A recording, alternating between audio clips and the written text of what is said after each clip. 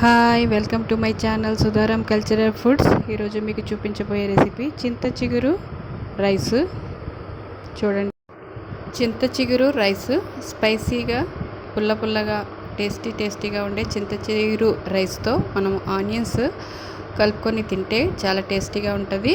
అయితే చింత చిగురు రైస్ చేయడానికి కావాల్సిన పదార్థాలు: చింత చిగురు మనకి కావాలి. చింత చిగురు నీట్గా కడుక్కొని దాన్ని 2 కప్పుల వరకు మిక్సీ జార్లో వేసి గ్రైండ్ చేసుకోండి. ఈ విధంగా కోర్స్గా గ్రైండ్ చేసుకుంటే సరిపోతుంది. ఒక ప్యాన్లో ఆయిల్ పోసుకొని ఒక 4 టేబుల్ స్పూన్స్ వరకు ఆయిల్ తీసుకోవాలి.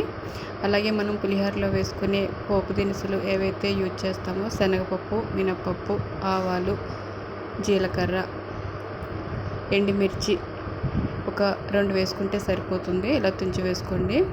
అలాగే సన్నగా పొడవుగా తరుక్కున్న ఒక 4 పచ్చిమిర్చి వేసుకోండి. వీటిలన్నిటిని కూడా దోరగా వేయించండి. అలాగే 2 రెమ్మల వరకు కరివేపాకు కూడా వేసుకొని అన్నిటిని దోరగా వేయించండి.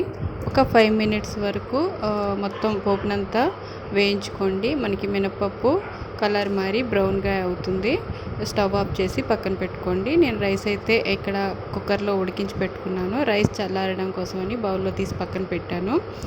పసుపు ఒక 1/2 టీ స్పూన్ వరకు వేసుకోవాలి.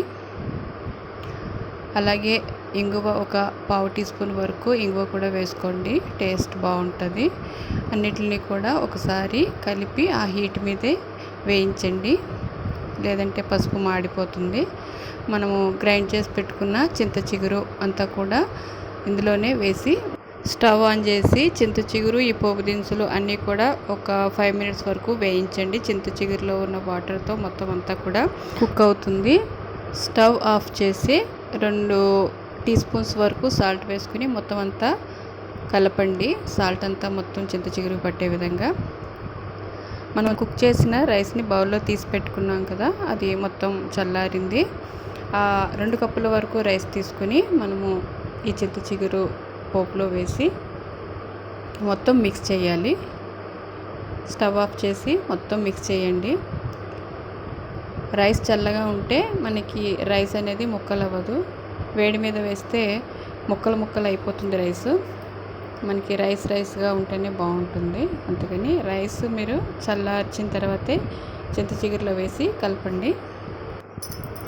చింత చిగురు రైస్ అయితే రెడీ అయిపోయింది.